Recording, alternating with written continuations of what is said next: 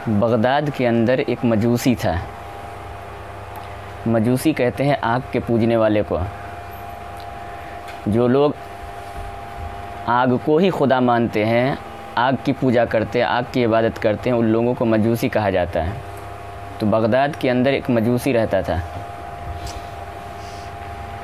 एक मर्तबा रमज़ान का महीना आया, तो रमज़ान के वक्त एक मर्तबा वो अपने बेटे को ले कर के मुसलमानों के बाज़ार में गया। मुसलमानों के बाज़ार में कुछ सामान ख़रीदना था, उनको सौदा सलफ़ ख़रीदना था। वो ख़रीदने के लिए साथ में बेटा को भी लिया और गया बाज़ार में। तो बेटे ने अपने बाप से कोई चीज़ मांगी खाने की, तो बाप ने ख़रीद दिया। बेटा वहीं पे खाने लगा। महीना था रमज़ान का। तो बाप को ये बात अच्छी नहीं लगी। हालांकि वो बाप मुसलमान नहीं था, बेटा मुसलमान नहीं था। कौन था? मजूसी था, आग की पूजा करने वाला था। तो बाप को ये बात अच्छी नहीं लगी कि रमज़ान के महीने में मुसलमानों के छोटे छोटे बच्चे रोज़े से रहते हैं, पूरे दिन नहीं खाते नहीं पीते हैं, उनका मुंह बंद रहता है, भूखे प्यासे रहते हैं, और मेरा बेटा रमज़ान के महीने में मुसलमानों के बाज़ार में खुल्लम खुल्ला खा रहा है। तो उसने अपने बेटा को एक तमाचा लगाया खींच करके कि तुम मुसलमानों के रमज़ान का एहतराम नहीं करता, रमज़ान का महीना चल रहा है, तुझे उसका एहतराम नहीं है। उसने ज़ोर से तमाचा लगा दिया खींच करके।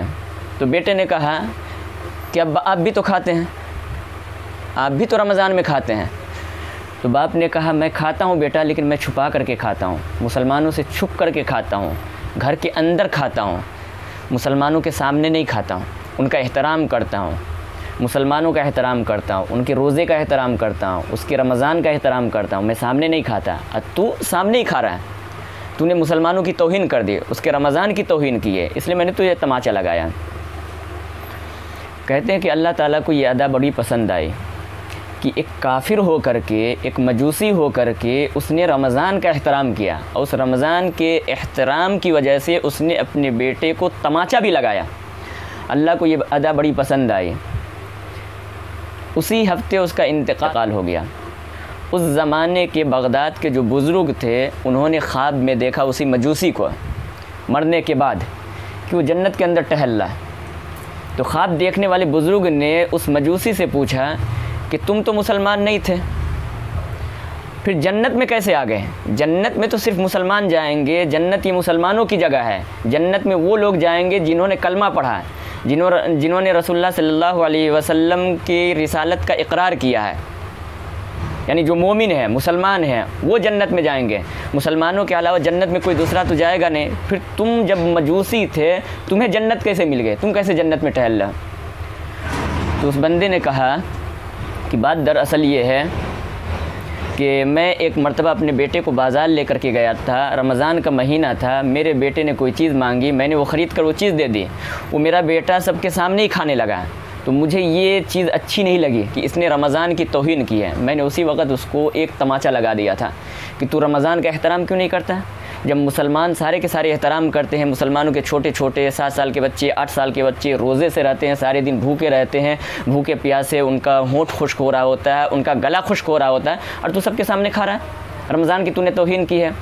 अल्लाह को ये अदा पसंद आ गई थी। मेरे जब मरने का वक्त करीब आया, तो मरते वक्त अल्लाह ने मेरी ज़बान पर कलमा जारी कर दिया। तो आखिर वक्त में मैं मुसलमान हो गया था, तो मैंने आखिर वक्त में कलमा पढ़ लिया था। और हुजूर का इरशाद है, मन कान आखिर कलामी ला इलाहा इल्लल्लाह दखलल जन्नह, कि जो शख्स आखिरी वक्त में कलमा पढ़ ले तो मरते ही डायरेक्ट वो सीधा जन्नत में जाएगा।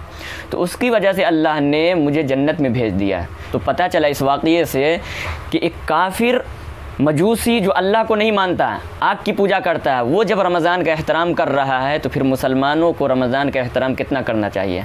आजकल बड़े बड़े उम्र वाले हमारे मुसलमान नौजवान दिन में खुल्लम खुल्ला खाते हैं, पीते हैं, और रमज़ान की तौहीन करते हैं। बिल्कुल ये लोग अल्लाह की लानत के मुस्तहिक़ होंगे।